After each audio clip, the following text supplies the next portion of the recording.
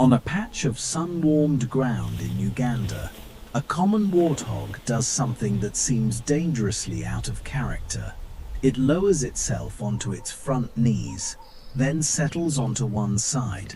A banded mongoose changes course nearby. Soon, several of these small carnivores are walking across the warthog's body.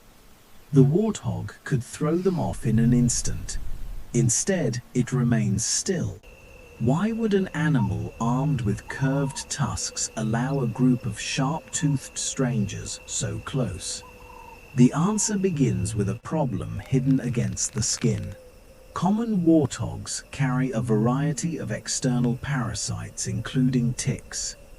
These blood-feeding arachnids attach where they are difficult to dislodge, often around folds, thin skin, and other protected areas. A warthog can wallow in mud, a behavior that cools its body and probably helps remove some ectoparasites.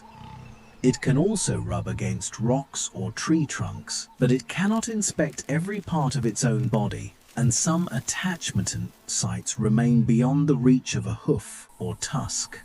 Banded mongooses face a very different daily challenge. They are social, daytime foragers that move through savanna and woodland in groups. Much of their food is small and easily overlooked. With noses close to the ground, they search for beetles, grubs, and other invertebrates, scraping at soil and vegetation with their 4 feet. They also groom members of their own group and consume ectoparasites.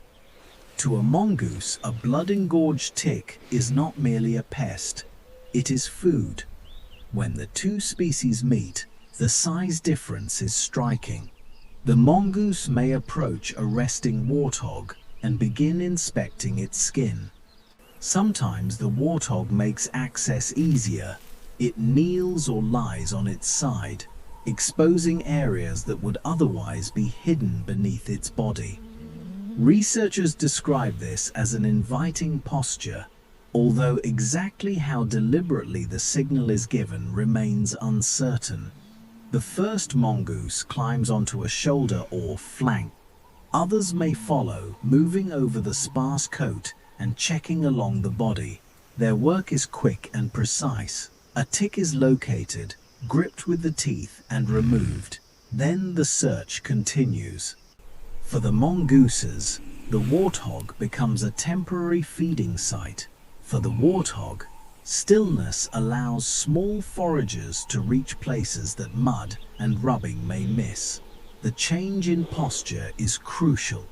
Instead of treating every close approach as a threat, the much larger animal tolerates contact and gives the cleaners time to feed. This is not a permanent alliance, and it does not make the two species companions. A sudden disturbance can end the session immediately. The mongooses drop back to the ground and rejoin their group. The warthog rises and returns to its own routine. Neither species depends entirely on the other, and the cleaning does not guarantee that every parasite will be removed. Even so, each participant can gain from the encounter. The mongooses receive an accessible meal. The warthog loses at least some of the ticks feeding on its body.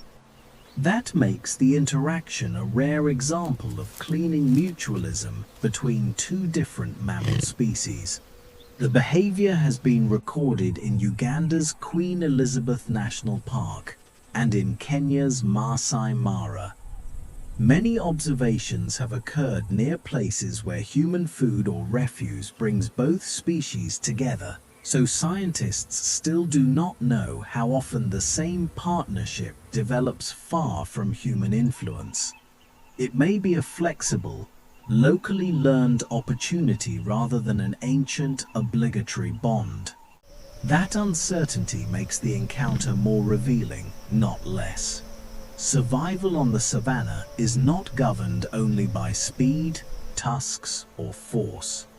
It also depends on recognizing when another animal's appetite can solve a problem that strength cannot reach.